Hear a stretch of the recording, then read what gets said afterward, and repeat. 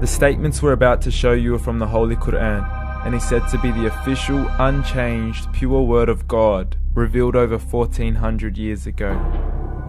Claiming to be the word of God is a heavy statement, and without proof, or if a single contradiction is found within the book, the apparent word of God will be proven false. So without further ado, let's put the book to the test.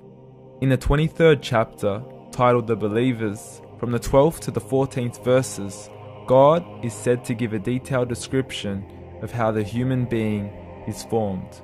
It begins by saying, "We then placed him as a sperm drop in a place of settlement, firmly fixed. Then we made the drop into a alaqa." We will translate this word very soon. "And then we changed the alaqa into a lump.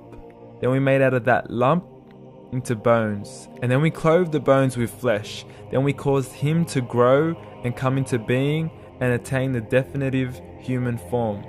In the 21st century, we can now safely say that this verse is clearly describing the process of human development in correct chronological order.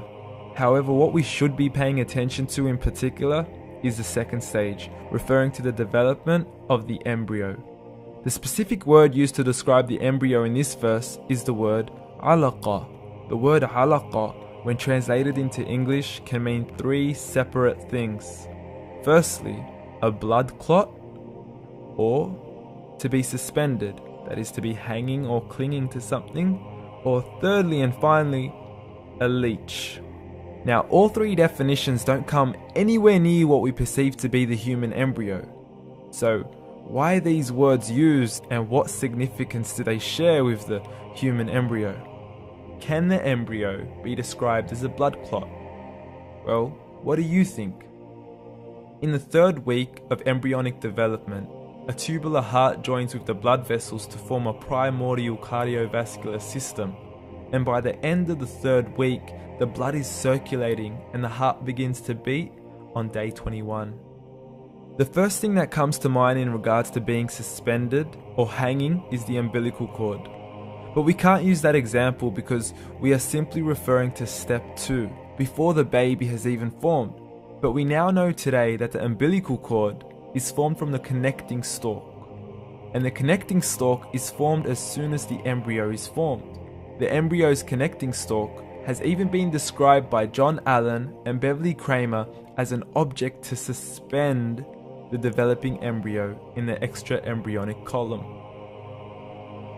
So an embryo is suspended and does have a strong resemblance with a blood clot. What on earth would an embryo have to do with a leech? Figure A shows the structure of an embryo at 25 days.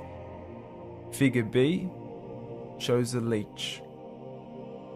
Now please note once again that the embryo in this stage is no greater than the size of a kernel of wheat. This is an X-ray of the embryo at 22 days. This is the internal structure of a leech. It's mind-blowing stuff, but you still haven't seen anything yet. This is the head of the embryo at 22 days. The detail you are seeing right now is absolutely impossible to be seen with the human eye and can only be seen with a microscope. This is the back end of a leech. There's no other words used to describe this other than mind-blowing. The pictures we have shown you are impossible to be seen with the human eye or even to be predicted by the human mind. Once again, the verses we have shown you were revealed over 1400 years ago to a man who couldn't read nor write. Are these the words of God? Descriptions of the human embryo in the Quran cannot be based on scientific knowledge in the 7th century. The only reasonable conclusion is that these descriptions were revealed to Muhammad from God, from God, from God, from God.